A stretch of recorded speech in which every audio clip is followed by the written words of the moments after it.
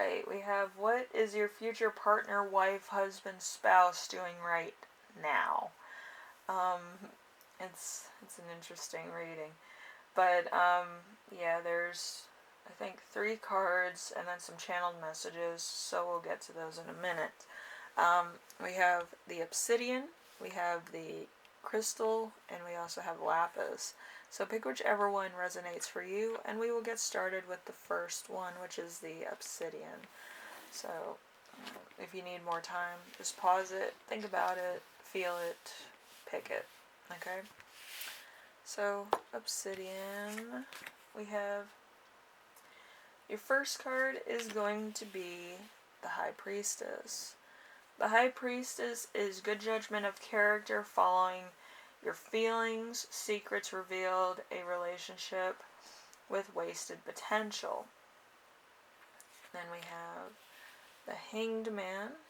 The Hanged Man is willingness to sacrifice, changing priorities, a new opportunity approaching, meeting new crowds, and exploring a new romantic affair or expert. So, alright, number 3, we have Ace of Cups, which is new relationships, caring, love, and happiness, emotions, and sensitivity, sociability, and friendships.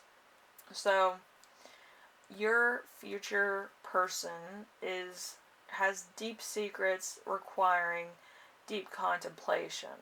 They also have psychic powers. They could also be a medium, or they might kind of know what you're thinking, and you're kind of like, what the hell? But they could be a soulmate. Okay, so they kind of know what you're feeling and what they're feeling, and you could also know what they're feeling as well. That's kind of why you came to my channel in the first place. But I feel like there's going to be a lot of stuff that you're going to need to talk about before you have a relationship with this person, which could be a bit of a problem. But I feel like if you work it out and a lot of things change, it should be very fluid, okay? Because I feel like this is a water sign. I don't know what would have, made me think that it was a water sign. But, yeah, it feels like a water sign or high water sign placement. So, this person has a lot of feelings. Alright, so just take your time with this person. Anyway, I will see you in the next reading. Hopefully this helped you out. But I feel like this person is kind of trying to send you messages. Alright, if that makes sense. You might have had like strange urges or strange messages, or felt like you needed to do something and it just came out of nowhere. Okay, so it's kind of what that feels like. So just be prepared for new messages. Try to meditate on them. Maybe you might get some music recommendations or something, like little downloads from your person, okay? It'll be cute, it'll be sweet, it'll be fast. Anyway, I will see you in the next reading, group 1, alright? Later.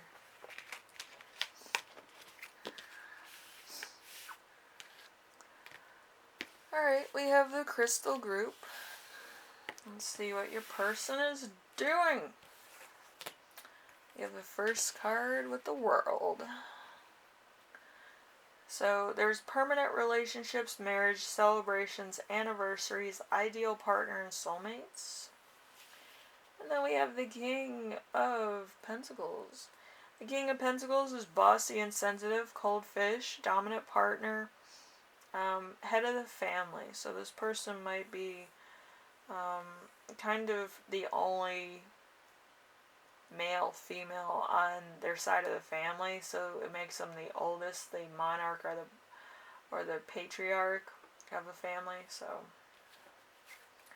and then we have number 3 with the Ace of Swords. The Ace of Swords is coldness, emotional issues, willpower, head rules heart, and lack of empathy. So there's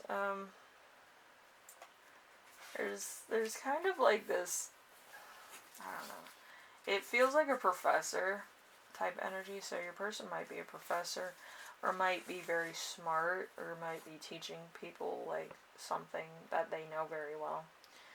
I feel like it's language, but your channeled messages are a language teacher, learning and speaking a new language, or a financial planner or investment banker, or it could also speak of risks of finances. So a financial advisor or somebody like that. Okay, so it could be a financial manager. So you might have not seen it before, but your financial advisor could be your partner. So keep that in mind. Oh, that's always fun. Financial advisor. They know how much you make, so it's not going to be a big surprise. But, yeah, hopefully everything works out. I feel like this person is going to be very dominant in conversations, or very dominant in what they want to tell you and what they're doing and all this. And it's just going to be a little intense. So if you're not ready for intensity, I'm just going to warn you now. It's going to be a little bit too much. Okay, group 2. Anyway, I will see you in the next reading. Hopefully this cleared up some stuff. But I feel like they're trying to tell people about their finances and good investments. So, they could be very good at what they do. Alright? Anyway, I will see you in the next reading. Alright? Later.